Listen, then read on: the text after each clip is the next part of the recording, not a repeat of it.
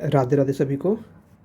अभी हम लोग सॉल्व करने जा रहे हैं क्वेश्चन नंबर 9 यूपीएससी प्रीलिम्स 2026 सी सेट के प्रॉब्लम का।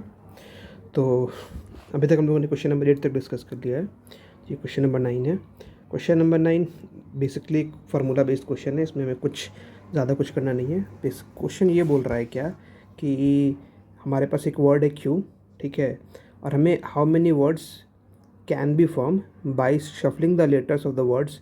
क्यू को हमें शफल करना है, ठीक है, और सच दैट कि जो if Q is always followed by U means हमेशा यू के पहले क्यू होगा, ठीक है। तो ये the word thus formed need no necessary have any meaning, मतलब कोई मीनिंग ना भी हो। मतलब बेसिकली ये बोल रहा है कि हमें इन पांचों वर्ड्स का यूज़ करके ऐसे वर्ड्स फॉर्म करने हैं जो मीनिंगलेस हो, मतलब मीनिंगलेस नहीं भी, मतलब मीनिंग बन रहा हो या मीनिंग ना बन रहा हो, डजेंट मैटर। बस ये होना चाहिए क्या कि यू के जस्ट पहले क्यू होना चाहिए, ठीक है। Q is always followed by you. अब देखो सिंपल इसका तरीका मैं बताता हूँ। लेट्स सपोज पहले एक अपन काम करते हैं। अगर लेट्स सपोज हमसे अगर क्वेश्चन ये बोलता है कि क्यू है, ठीक है, और यह बोलता है कि हमें इसको सफल करके वर्ड्स बनाने हैं, तो हम इसमें क्या करते हैं ना दोस्त, देखो पहले नंबर ऑफ वर्ड्स काउंट कर लेंगे 1 2 3 4 5, तो 5 फैक्टोरियल कॉम्बिनेशन का formula upon number of words जो रिपीट हो रहे हैं।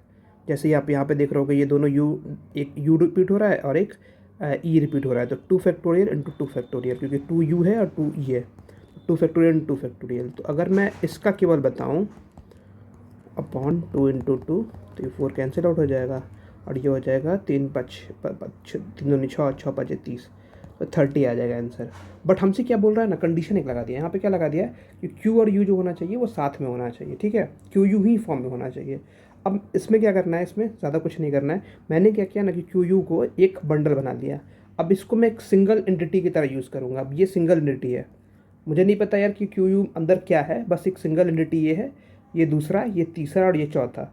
तो अब हमारे पास टोटल कितने वर्ड्स हो गए, 4। क्यों, और ये मैंने इसलिए किया है क्योंकि अब ये कहीं भी जाएगा। लेट्स सपोज अगर ये ई यू ई और इसको मान लो मैंने मान लिया स्टार, तो स्टार, तो जो स्टार फॉर्म होगा वो क्या होगा, क्यू और ई अगेन फॉलो कर रहा है। या अगर मैंने इसको बीच में भी रखा स्टार को और इधर रख दिया ई अपना, तो ये अगेन क्या होने वाला है, ई यू और क्यू यू ई।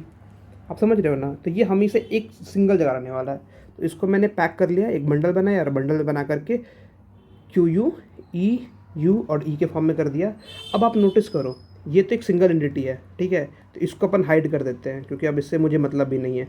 इसमें देखो आपके पास, अब समझो कि आपके पास 4 लेटर्स है, ठीक है, बताता हूँ कैसे। अब मान लो ये है दूसरा, तीसरा और चौथा, ये 4 लेटर्स हैं। अब अगर मैं आपसे पूछूंगा जिस तरह इसका ये यहाँ पे आपने जो यहाँ पे यूज़ किया उसी तरह यहाँ पे यूज़ करना है।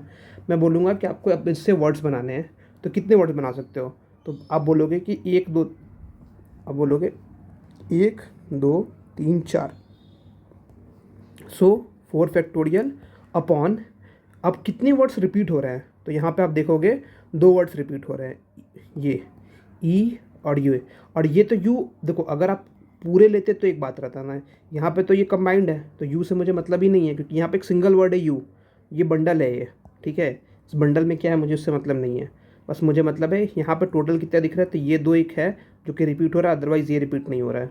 तो डिवाइड बाई 2 फैक्टोरियल, सॉरी, तो अपॉन 2 फैक्टोरियल, तो ये हो जाएगा आपका। अगर इसको आप सॉल्व करोगे तो 4 फैक्टोरियल का मतलब होता है 4 into 3 into 2 into 1 divided by 2, 2 से 2 कैंसिल आउट, तो वी विल गेट 12। एंड जो ऑप्शन है D, so D is the correct answer. Okay, so I hope आपको ये समझ में आया होगा।